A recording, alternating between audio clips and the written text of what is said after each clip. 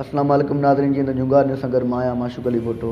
नाज़रीन तव्हांखे ॿुधाईंदा हलूं त असीं हिन वक़्तु जेको आहे सो अब्दुल ख़ालिक भुट्टो जेको शहीद ज़ुल्फ़िकार अली भुट्टो साहिब जी पार्टी सां वाबस्ता हुयो ऐं पुराणो वर्कर ऐं पुराणो जेको आहे ज़ुल्फ़िकार अली भुट्टो साहिब जिन सां जेको आहे सो काफ़ी वक़्तु उन्हनि पंहिंजी ज़िंदगी जो गुज़ारियो।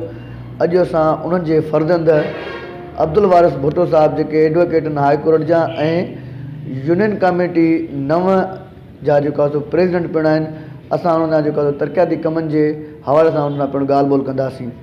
साईं अस्सलाम वालेकुम। साईं वालेकुम अस्सलाम। साईं यूनियन कमेटी 9 जे हवाले सां तव्हां सां असीं इहो सुवालु कंदासीं साईं, यूनियन कमेटी 9 में जेको आहे सो तरक़ियाती कम केतिरी हद ताईं थिया आहिनि? जॾहिं तव्हां उतां जा प्रेसिडेंट आहियो, तव्हां इन हवाले सां छा चवणु चाहींदो? भाईजान, पहिरियों त मां तव्हांजे झूंगार न्यूज़ पेपर ऐं झूंगार मीडिया जेको चैनल आहे तव्हांजो, माशा अल्लाह, मां उनजो शुक्रगुज़ार आहियां। तव्हां भाइरनि जो मां शुक्रगुज़ार आहियां। तव्हां मूंखां जेका सवाल पुछिया आहिनि ऐं सुठी ॻाल्हि आहे, इन्हनि ॻाल्हियुनि खे असां वाज़े कंदा हलूं छो जिन में असांजी पार्टी जी इज़त ऐं बक़ा आहे। जीअं त भाउ मां तव्हांखे इंफॉर्म करणु चाहींदुसि त हीअ असांखे जेको प्रेसिडेंटशिप आहे यूनियन काउंसिल जे हवाले सां, हीअ असांखे 22 फरवरी 2018 ते नोटिफिकेशन जारी थिया, जिन में पाकिस्तान पीपल्स पार्टी असांजे वालिद साहब जी क़ुर्बानीनि ख़िदमतुनि खे ॾिसी करे ऐं असांजी पीपल्स राइज़ फोरम में असांजी ख़िदमतुनि खे ॾिसी करे उन्हनि असांखे अॻिते वधण जो हिकिड़ो चांस ॾिनो। हिकिड़ो पार्टी खे ऐं पार्टी जी जेको जेके पीपल्स आहिनि जिन ते डिपेंड करे थो पाकिस्तान पीपल्स पार्टी, त असांखे यूनियन काउंसिल 9 जो प्रेसिडेंट करे ऐं असांखे पंहिंजे पाड़े वारनि जी, पंहिंजे मोहल्ले वारनि जी नुमाइंदगी ॾिनी वई आहे ऐं पंहिंजी डेवलपमेंट जे हवाले सां हुन जीअं अॻ में प्रोग्राम ॾिना आहिनि ऐं हाणे बि उहो असांखां पंहिंजा आला क़यादत जेकी आहे, असांजो political secretary mister Jamil Ahmed Soomro साहिबु, असांजो डिस्ट्रिक्ट प्रेसिडेंट जनाब अब्दुल फताह भुट्टो साहिबु, असांजो सिटी प्रेसिडेंट जनाब नूरुद्दीन अबरो साहिबु ऐं असांजी हिन वक़्त जी MPA अदी निदा खोड़ो साहिबा, जिन असांखां मुख़्तलिफ़ वक़्तनि ते स्कीमूं घुरियूं आहिनि ऐं काफ़ी स्कीमूं असांजियूं थी बि चुकियूं आहिनि ऐं काफ़ी टेंडर अंडर टेंडर आहिनि। इंशाअल्लाह उन्हनि ते बि जेका ज़ेरो गौर आहे उहे बि जल्द थींदा। ऐं असांजो चेयरमैन साहिबु जेको आहे अलीगौर भट्टी साहिबु, असां उनखे बि जस ॾींदासीं त हू बि असां सां सुठो तावन करे रहियो आहे। असांजो जेको स्टाफ आहे म्यूनिसिपल कॉर्पोरेशन जो, उहो उन्हनि खे घटि मिलियल आहे, उनजी बि उनखे कंप्लेंट आहे ऐं सफ़ाई सुथराई लाइटिंग जो निज़ाम तमामु बहितर थी रहियो आहे। असांखे जिते कंप्लेंट मिलंदी आहे त बाबा हिते असांखे लाइट जी ज़रूरत आहे, जा असांखे हिते डेवलपमेंट जी, जा सफ़ाई सुथराई जी, त लाज़मी असां पंहिंजे जेको चेयरमैन खे ई कॉल कंदासीं। उहो चेयरमैन काउंसलरनि खां कमु वठे या पाण मैदान ते लहे, उहो उनजो हेडेक आहे। कुझु लिखत में पेपर्स पिया आहिनि जिन में असां मुख़्तलिफ़ महीननि में मुख़्तलिफ़ तारीख़नि ते असां स्कीमूं ॾिनियूं आहिनि। असांजो 21/8/2018 ते असांखां मिस्टर निसार अहमद खोड़ो साहिब जन स्कीमूं घुरियूं हुयूं, जेके असांजो नाला खणंदुसि त उन्हनि में तमामु टाइम लॻी वेंदो। उनखां बाद में असांखां 13/11/2018 ते स्कीमूं घुरी वियूं ऐं जिन में बि असां तक़रीबन 8 स्कीमूं मुख़्तलिफ़ वार्ड, जेके असांजा वार्ड आहिनि, असांजा UC आहिनि 4 वार्डनि ते मुश्तमिल, हर वार्ड खे असां इक्वलिटी ॾिनी आहे। हर वार्ड मां असां 2-2 स्कीमूं जेके ज़रूरत जूं आहिनि ऐं असां 3 स्कीम बि ॾिनी आहे, पर उन में असां हिकिड़ी फरमाइश बि कई आहे गवर्नमेंट ऑफ सिंध सम्झो या असांजा पंहिंजा जेके आला क़यादत वारा आहिनि, उनखे असां इहा ई फरमाइश कई आहे त साईं असांखे CC ब्लॉक न ॾियो। छो जीअं त मां LLB सां गॾु मां BE सिविल बि आहियां, 8 साल मुंहिंजी वर्क सर्विसिस में ख़िदमात बि आहिनि, मां इंजीनियरिंग खां बि थोरो वाक़ुफ़ु आहियां ऐं इहो ई थो चाहियां त मां पंहिंजे शहर खे डेवलपमेंट ॾियां। शहर खे मां नथो ॾेई सघां, घटि में घटि मां पंहिंजी यूनियन काउंसिल खे डेवलपमेंट ॾियां ऐं उन में इहो ई आहे त मां पंहिंजे आला क़यादत खे अर्ज़ु कयो आहे त साईं मूंखे मुंहिंजे UC में CC ब्लॉक कैंसिल करे उन जी जॻह ते मूंखे पेवर ब्लॉक ॾिना वञनि।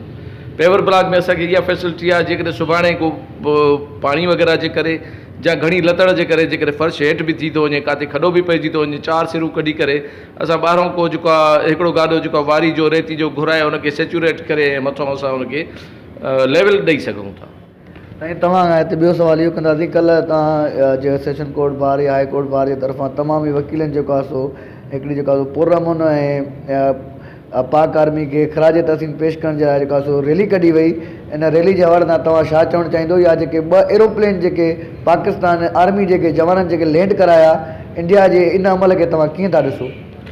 ऐं हक़ीक़त इहा अथव त असां शहीद ज़ुल्फ़िकार अली भुट्टो साहिब जा ऐं डॉक्टर अब्दुल क़दीर ख़ान जा तमामु थोराइता आहियूं जो रातो राति जा ॾींहं जो ई जेकॾहिं को जेको आहे कंहिं बि मुल्क जो हिन वक़्तु भारत एंट्री कई आहे, कंहिं बि मुल्क जो जेकॾहिं को फ़ज़ाई जेके असांजी हदूं आहिनि उहे पार करे ऐं असांजे पाकिस्तान में दाख़िल था थियनि ऐं उहे किराया था वञनि ऐं असांखे देरि सां ख़बर थी पवे सिर्फ़ु इन जे करे त असां सुपर पावर आहियूं। हिन वक़्तु असांखे इहा ई ख़ुशी आहे त जेकी 2 अरब आबादी ते भारत आहे उहा 20 करोड़ अवाम जी पाकिस्तान खां लवाए थी सिर्फ़ु इन जे करे त असां वटि सुपर पावर आहे।